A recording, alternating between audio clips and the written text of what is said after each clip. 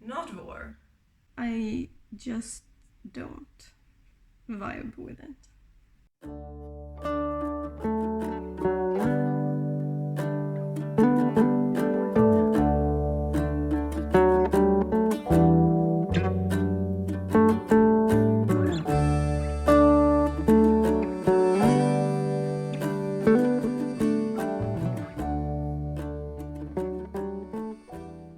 Hello! Welcome. It's Pixie. Wait, this is all out of order. Hi, it's Pixie. Welcome back to my home. We're on the sofa right now. I thought I would do a little weekend vlog because I finally have the weekend off. Last weekend I had to work on an assignment and it was a lot, and I've had a lot to do this week. I've had such a big week, you have no idea. And now I have 2 days to myself and I'm just gonna do art and read, and it's just gonna be so fun. I might also work on my website a little bit actually, but that's just for fun. So I'm listening currently to Lobizana by Romina Garber. I'm sorry, I know I mess up the Spanish inflections on words. I do try, but it doesn't come easily to me. I don't know Spanish, unfortunately. And it's pretty good. I maybe was overexcited about it because I'm slightly disappointed. I'm not sure yet if it's gonna be a 3 or 4 star, but it's not quite a 5, unfortunately. Which is sad because it's the War Games Readathon right now, and that's all about reading as good books as possible, like books you're gonna love. And I thought I would love this more than I do. I do like it, it's good. But you know, there's a difference between like and love. And yeah, I will share more thoughts about it when I'm done. So far, I just want to say that I don't feel like there's any reason ever to call eyes orbs. Like, orb is just a fancy word for ball. And I don't want to be thinking about balls when you're trying to be romantic, which is the situations where a lot of authors tend to use the word orbs for some reason. And I just, like, it's correct, eyes are balls. But that's not, I just don't vibe with it. So I filmed a little of me working on this yesterday. And then I finished this and did this during the nighttime. This is a portrait of Amelio Robles Avila. I probably said that wrong also, I'm sorry. He was a trans cowboy who fought in the Mexican Revolution, and he lived to be 94. And I just found out that he existed this week and was like, I have to paint him. I gotta do it. So this is what I painted, and it has flaws, but I'm quite happy with the overall vibe. So what I'm gonna do now is cut these out and scan them, because I think I want to make this red panda sticker for my patrons. And Emilio might be the Patreon print that I have to send out next week. I'm not quite sure. Depends on if I manage to paint anything else that I'm happy with this weekend, because I do need to have something by Monday. So we'll see.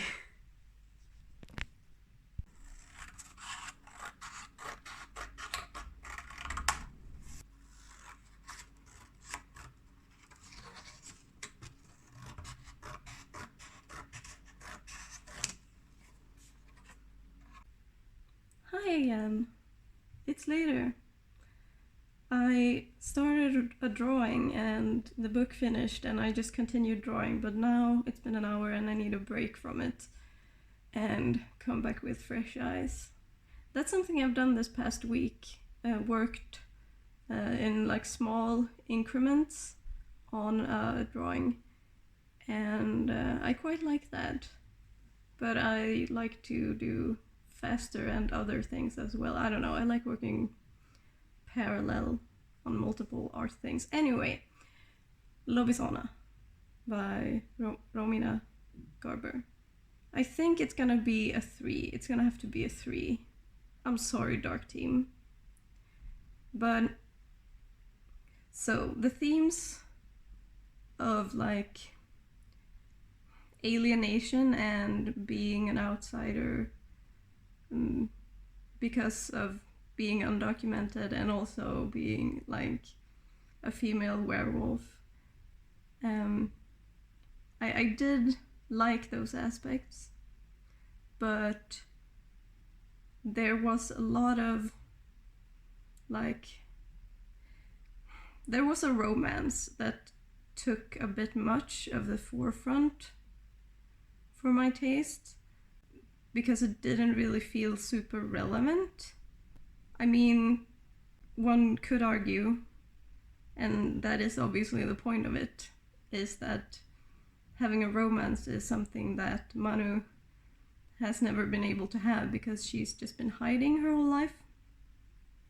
So in that sense, I feel like an asshole saying I didn't like that. But it's just, I don't know. It kind of paled in comparison to everything else that was explored.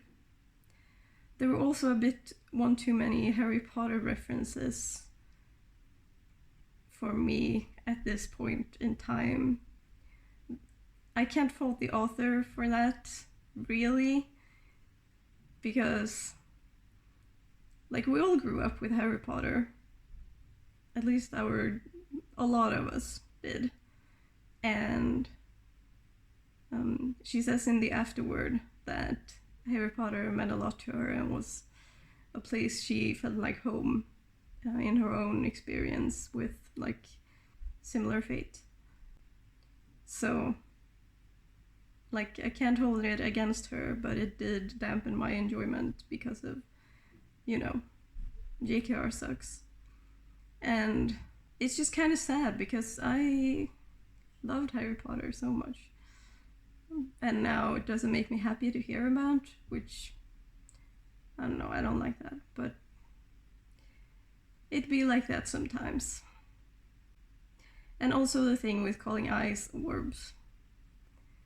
I just don't vibe with it. So it's a 3. It's a solid book, it's a good book, and if you think it sounds interesting, definitely pick it up. Because it was good. It just wasn't like the oomph that I was hoping for. Like, I kind of wish that the themes would have been explored even deeper and more like dug into. So that was Lobisona. And now to choose which of my books to read next. I kind of want to keep drawing, so I kind of want to see which of the books on my TBR I can listen to as an audiobook. We shall see.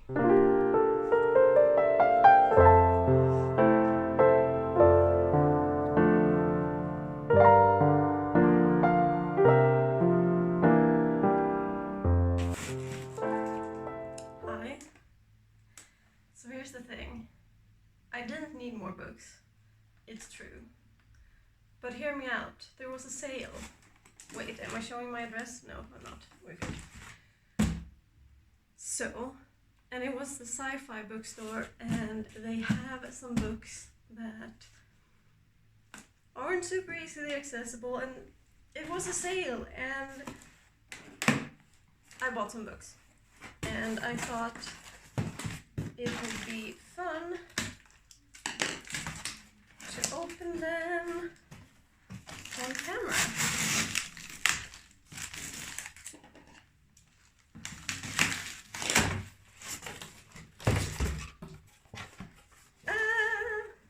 I'm so excited. Oh my god, I'm so excited.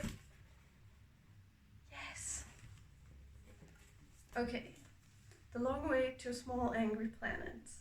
I have had on my TBR for a little while. It's supposed to be like a queer found family type of thing. And there's some intergalactic politics going on as well. I think it's gonna be good. And the whole Earthsea, or the first 4 books, with a really beautiful cover. I really love this. So I'm super excited about this too. It's a magic school, I think. Yes. And I like Ursula K. Le Guin. I think she is good. So I think this is gonna be good.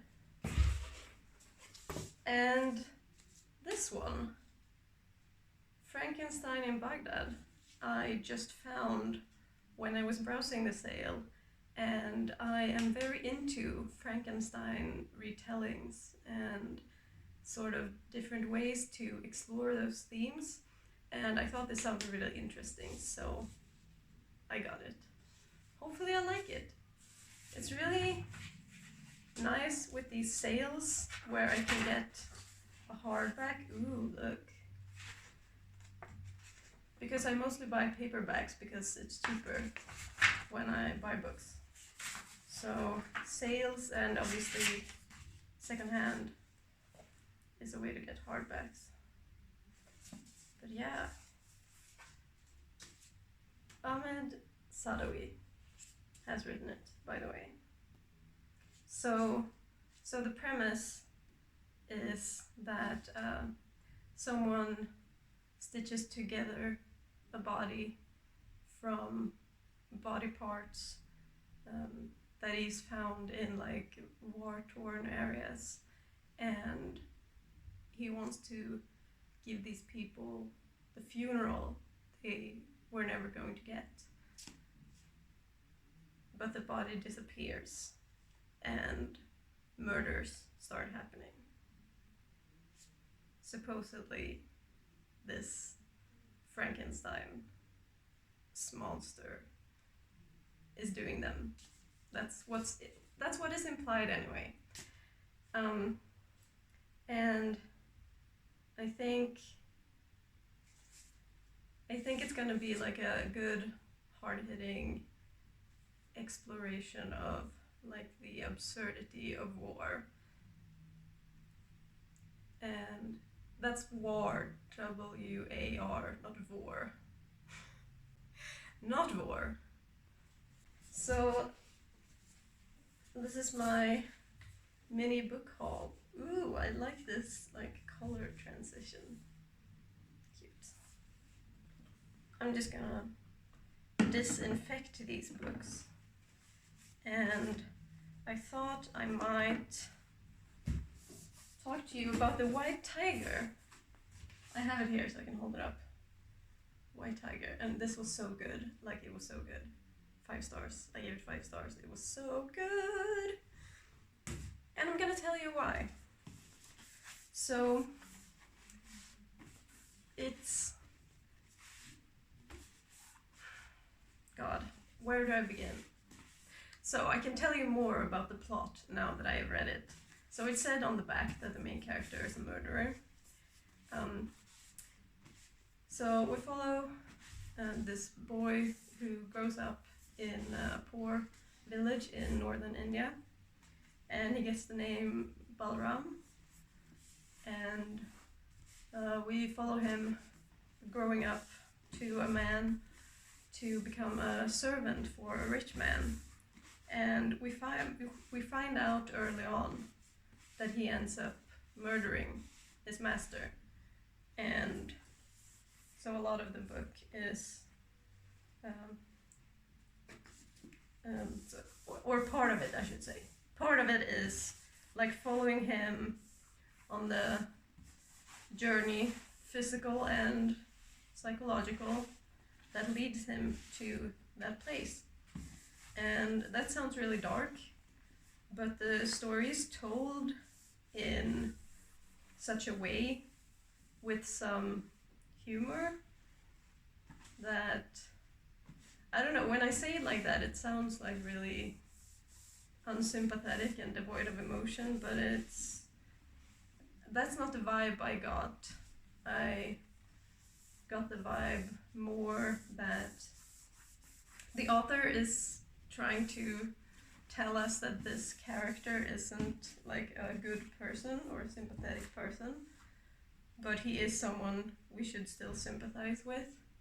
Like it does a lot with contradictions in a really good way.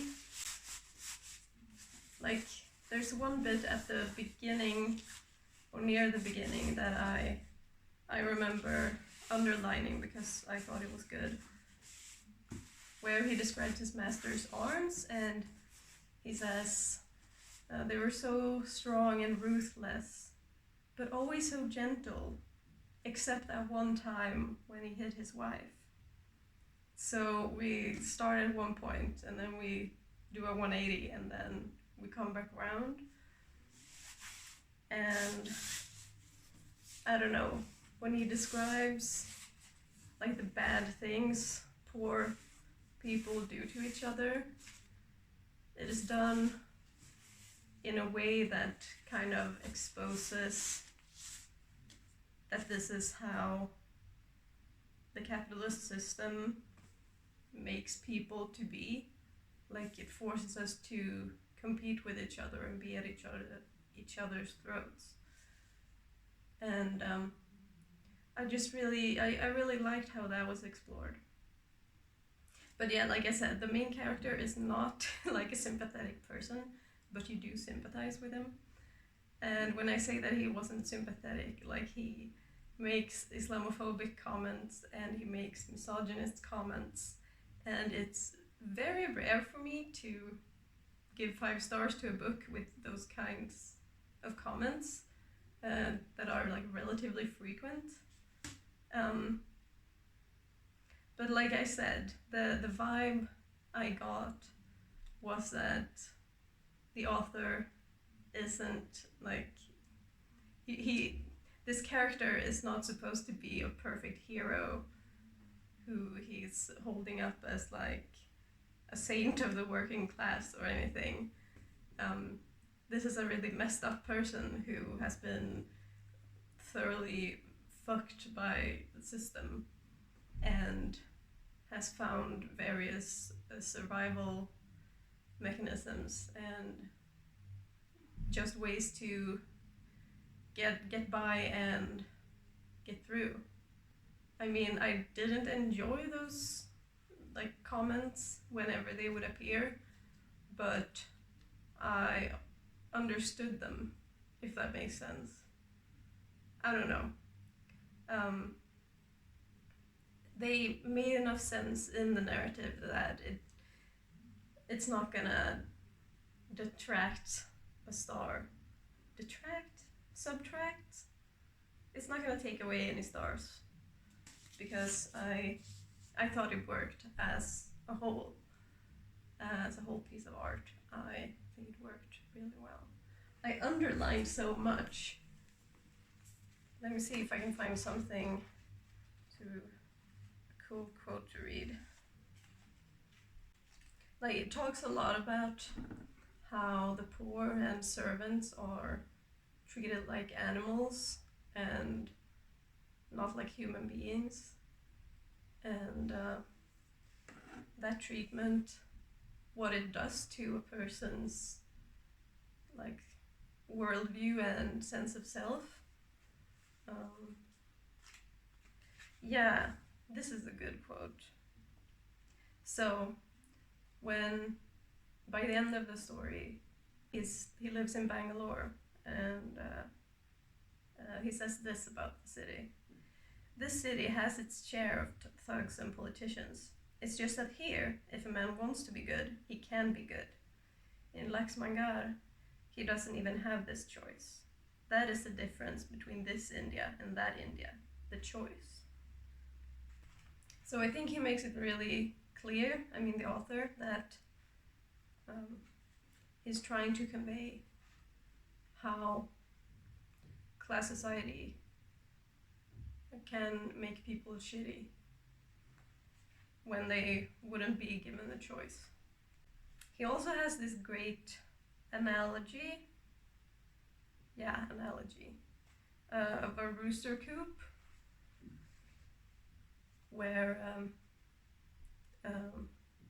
what he does is he paints you a picture of a market where roosters in a coop are waiting to be slaughtered, and even though they can smell the blood of their brothers and they know that they're next to be butchered, they don't try to break out and break free. And he says that this is the mindset of a servant. That's what's being done to human beings. And he explains this with the institution of a family as something that keeps people in the servitude mindset, I guess. And if you break free, your family is gonna get hunted and killed. So that's why a lot of people don't, is what he says. And like, obviously this is not meant to be like an absolute truth of like all Indians. India is a huge, very diverse country, and obviously we have seen massive protests recently from the farmers in India, who are obviously not in a rooster coop or whatever. So like, none of this is meant to be taken as like absolute truth, but there is a kernel of truth to, and not just about India, but about class society as a whole, that an important part of how the ruling class stays in control is through ideological means, psychological means. Religion has played a huge part in this over the years of class society. And so I thought that bit was really interesting. And there's a bunch more I could read, but I'm gonna stop now. But I thought this was great. I am so glad I read it. And now I kind of wanna do a painting inspired by this book. I don't know if I've ever drawn a tiger. I may never have drawn a tiger, which seems like a clear sign that I should.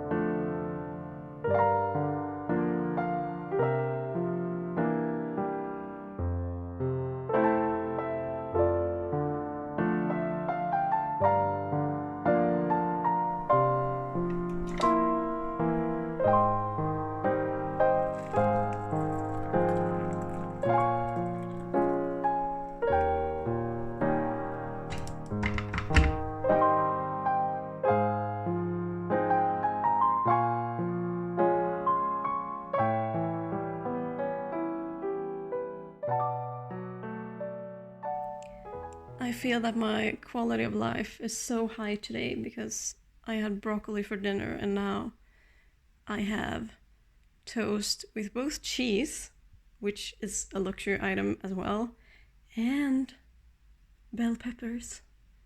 It's gonna be delicious, and I'm so excited, and I just feel, like I have a very high quality of life today.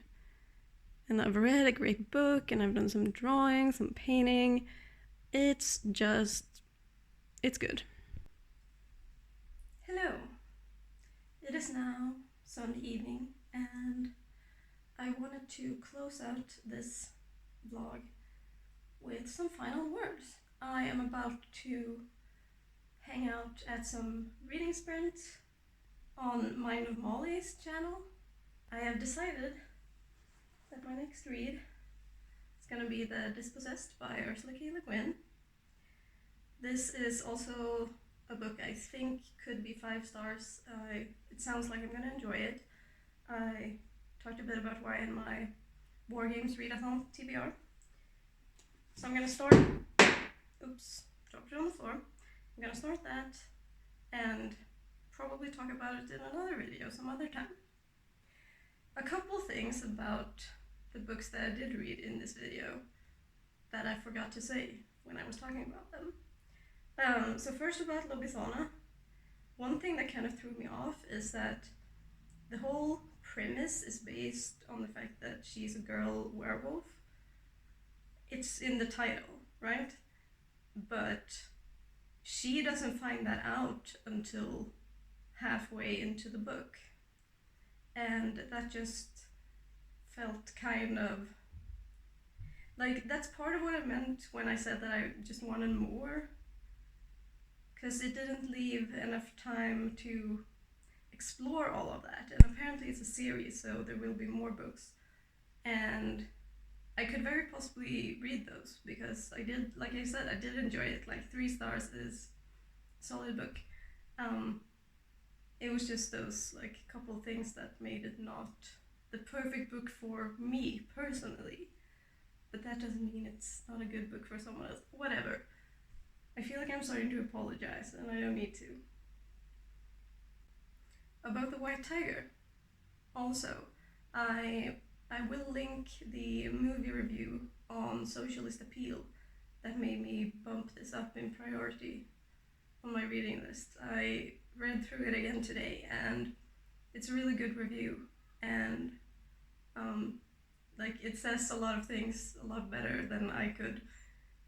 It says some things that I tried to say, but better. So basically, if you thought any of it sounded interesting, read that. Read that. I recommend it. That's all. Thank you for hanging out with me during this cozy weekend. I had a lot of fun. It was really nice to just be off from studying, kind of off from work, but not really. I did pack some Patreon orders or Patreon rewards, but kind of a weekend off. Most of all, it was fun to read and just draw whatever I wanted. And big shout out to my patrons, as always, for supporting my art. I super appreciate it. I just love when I get to draw what I want, and Patreon can help me do that, so thank you so much. And until I see you next time, I hope you take care of yourself. Okay, goodbye.